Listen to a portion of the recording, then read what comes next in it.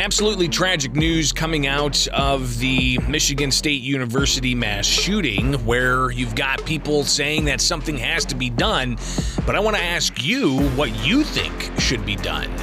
Because looks like that measures to curb individual access to firearms is being deemed unconstitutional.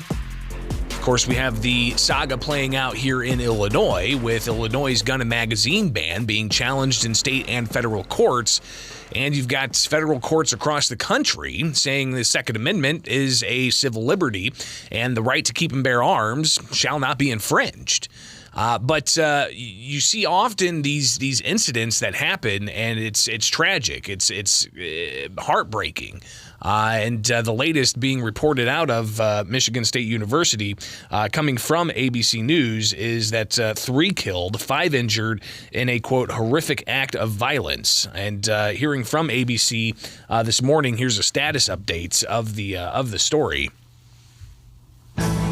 New details in the deadly Michigan State University campus shootings last night. The gunman, identified as 43-year-old Anthony McCray. Police say he opened fire in 2 buildings last night, killing 3 students before taking off, then taking his own life. An emotional Governor Gretchen Whitmer promising to take action to keep schools and communities safe. As parents, we tell our kids it's going to be okay. We say that all the time. But the truth is, words are not good enough. We must act, and we will. Michigan Congresswoman Elissa Slotkin also emotional, pointing out several of the student survivors also survived the deadly Oxford High School shooting in Michigan less than 2 years ago. And we have children in Michigan who are living through their second school shooting in under a year and a half. If this is not a wake-up call to do something, I don't know what is. Still no word on a motive. 5 other students are hospitalized in critical condition. Class is canceled for the next 2 days. I'm Derek Dennis, ABC News. So what do you think should happen? You know, they're talking about something needs to happen, but what?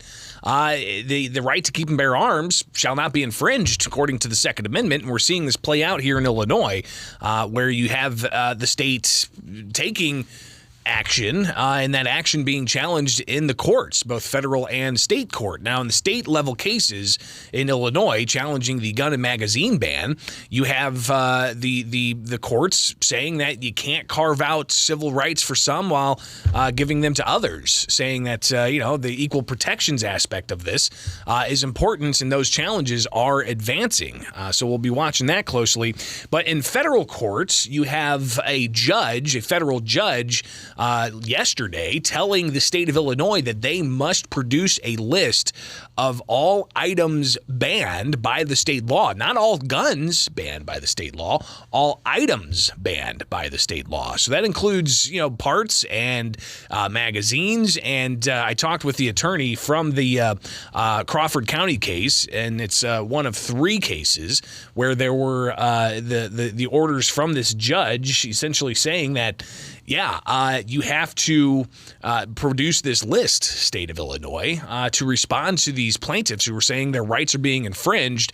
Thomas Magg, he said from his indication, it's going to be a hard task for the state to prove because of how vague the gun ban and magazine ban are. And he's confident that his clients are going to succeed on the merits of the law. Here's some of what Thomas Magg had to say when I chatted with him yesterday. That the plaintiffs in my case remain extremely confident and that we're going to succeed on the merits of this case. This statute never should have been passed in the first place.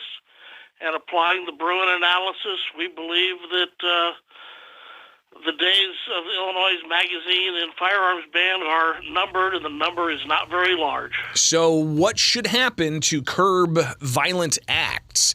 We hear a lot about Chicago violence and what's being done. Are there programs being funded to help those who are impacted by this violence? Is there education being had for people who, might not know about firearms or respect firearms? Is there education in the K through 12 system to make sure that people get out of poverty and away from crime? Are those the focuses that should be taken, or is it an effort of maybe taking a whole bunch of time to find which laws that are possible to pass to curb individuals' access to firearms? Your thoughts about all of this. Good morning. You're on WMAY. Morning, Greg. You know, it's funny. They've demonized guns so much that the average person cannot be trusted to carry a firearm. But the true answer to the solution is we need to have responsible people carrying everywhere, because then when somebody does this, it can be ended real quick. We don't have that ability. We have police everywhere, but they're not where you need them when you need them. They show up after the fact. But responsible citizens are capable of dealing with this situation, and we deal with everything else. We do CPR. We call 911 when we do see a problem. And the thing is, just like the guy that wrote the book, More Guns, Less Crime. It's a fact. Yeah, and too often you do hear about these instances of mass shootings being done in places where weapons aren't allowed, where guns are not allowed, in so-called gun-free zones.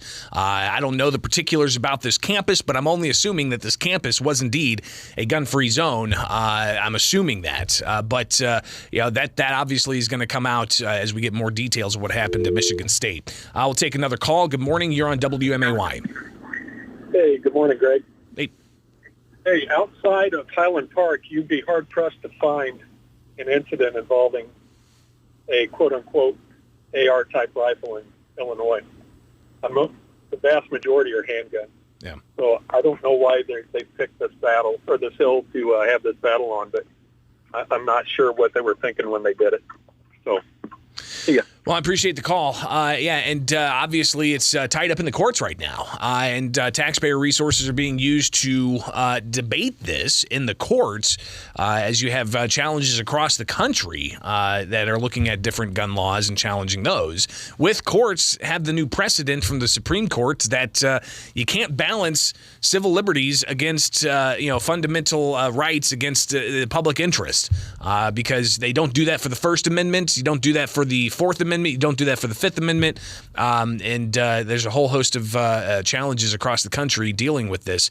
But should the conversation instead be about, well, which guns can we ban and not ban, and which parts can we ban and not ban? Should there instead be a conversation about, making soft targets hard to penetrate, making areas where people aren't allowed to carry, allowing them to carry so that they have that option of protecting themselves. Of course, these are tough questions, especially after a mass shooting where people lost their lives and people are injured. But in this era of rapid news updates, we get an idea of what exactly is going on here. Good morning. You're on WMAY. Hello? Go ahead. Hello? You're on the air. Okay, here's the way I feel. We don't have a gun problem in the United States. It's a problem with crime, and it's gotten worse in the last 10 years. I understand with these mass shootings. I think a lot of it's gotten to a copycat. Started with Columbine over 20 years ago. And the thing is, it's not the guns, it's people. And the only way that's going to stop these mass shootings is hiring more armed security guards in schools. Also, allowing people to carry guns in certain areas, honest citizens.